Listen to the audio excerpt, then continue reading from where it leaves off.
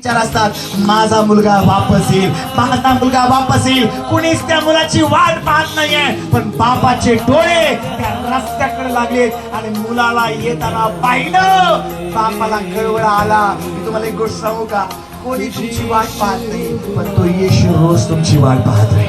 Hallelujah. मी तुम्हाला एक गोष्ट सांगतो, कोणाला तुमची काळजी नाही आहे, पण त्या येशूला तुमची काळजी आहे.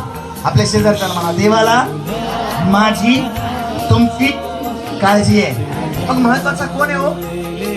अरे बाकीचे विसरले असतील, मी याला का जगला, पण बाप डोळे नजर घेऊन माझा मुलगा कधीतरी वापस येईल, माझा मुलगा कधीतरी वापस येईल. आज इथं बसले प्रत्येकाला मला सांगायचंय, माझ्या भावा माझ्या बहिणी बापापासून दूर गेलाय, बापाचं घर सोडलंय. आज तो बाप तुझी वाट पाहत आहे, तो बाप तुझी वाट पाहत आहे. आणि ज्यावेळेस तू बापाच्या घराकडे जायचा निर्णय घेणार आहे, लक्षात ठेव, तुझा बाप तुझं गेलं परत एकदा तुला देऊन टाकणार आहे. आमेन.